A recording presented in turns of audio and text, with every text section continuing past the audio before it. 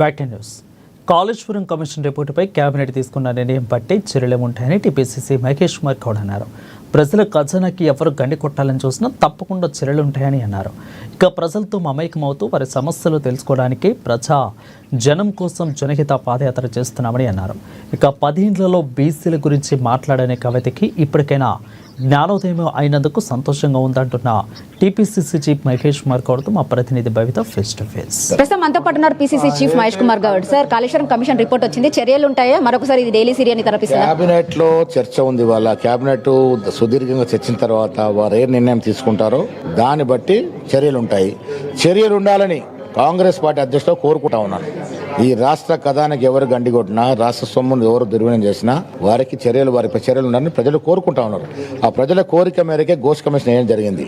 నిజాయితీపరు నిష్ణాతులైన ఘోష్ ఇచ్చిన నివేదిక లోపల కంటెంట్ ఏముంటుంది, అంశాలు ఏముంటుంది మొత్తం స్టడీ చేసిన తర్వాత దానికి స్పందిస్తాం. పాలనపైన నమ్మకం లేకుండా పాదయాత్ర చేస్తుందని ప్రతిపక్షాలు ఆరోపిస్తుంది. పాదయాత్రలు ప్రజల్ని మమేకం చేయడానికి, ప్రజలతో కలుసుకోవడానికి, జనహితం కోసం జనహిత పాదయాత్ర చేస్తున్నాం.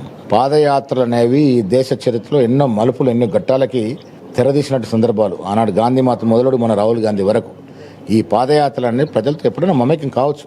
ఇదొక పెద్ద అస్త్రం, మనకి ఒక సాధనం ప్రజల వద్ద పోవడానికి.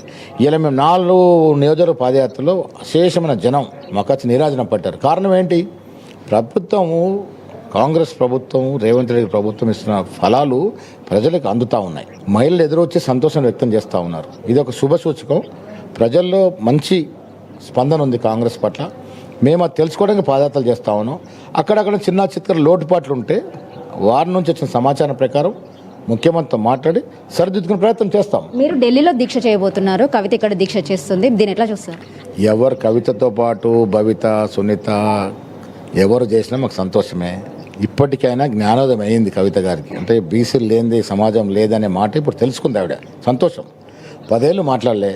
ఒక్కటంటే ఒక వీడియో క్లిప్పింగ్ కవిత గారు బీసీల గురించి ఫలానా చేయాలని ఆయనకు చెప్పిందో అలా పార్టీలో మాట్లాడిన ఒక వీడియో చూపిస్తే నేను సంతోషిస్తాను.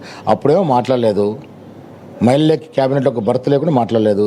ఇప్పుడు అధికారం దిగిపోయిన తర్వాత, మీ ఇంట్లో కుమ్ములాట్లు మొదలైన తర్వాత ఒకవైపు కేటీఆర్, ఒకవైపు హరీష్, ఫామ్ హౌస్కి ప్రజలు కేసీఆర్, ఈమె రోడ్లు పడ్డది. ఉనికి కాపాడు కోసం ఆమె ఏదో తాపత్రం చేస్తూ ఉంది. సోదరి మనం చేయనండి. బీజేపీ వాళ్ళు అన్నట్టుగా 42లో 10% ముస్లింలకు ఇవ్వకపోతే ముస్లింలకు సపరేట్ గా రిజర్వేషన్ కల్పించాలి అంటుంది. తిరుగుడు మాటలు కిషన్ రెడ్డి మానుకోవాలి. కవిత కూడా ఈరోజు అదే అంటుంది. కవిత గారు కూడా తప్పులో మాట్లాడుతూ ఉన్నారు. కవిత గారు, కిషన్ రెడ్డి గారు గుజరాత్ పోయి అక్కడ బీసీలకు ఇస్తున్న రిజర్వేషన్లో ముస్లింకి ఏ రకమైన లబ్ధి పొందుతూ ఉన్నారు, ఉత్తరప్రదేశ్ ఎట్లా ఉందో, పక్కన ఆంధ్రప్రదేశ్ రాష్ట్రం ఎట్లా ఉందో ఒకసారి స్టడీ చేసి వస్తే నాకు కూడా మొత్తం పరిణామం లేకపోవచ్చు. స్టడీ చేసి వచ్చిన తర్వాత అప్పుడు మాట్లాడితే బాగుంటుంది. ఇది మొత్తానికి ప్రజల సొమ్మును ఎవరు ఇష్టం వచ్చినట్టు వాడుకున్నా వాళ్ళపైన ఖచ్చితంగా చర్యలు తీసుకుంటామని చెప్పి పీసీసీ మహేష్ కుమార్ గౌడ్ చెప్తున్న పరిస్థితి కనబడుతుంది. కవిత దీక్షలు చేయడం కాదు, ఎవరు దీక్షలు చేసినా బీసీల కోసం స్వాగతిస్తామని చెప్పేసి పీసీసీ చెప్తున్నట్టు నేపథ్యం కనబడుతుంది. కెమెరా పర్సన్ నరేష్తో భవిత, ఎన్ఎన్ న్యూస్.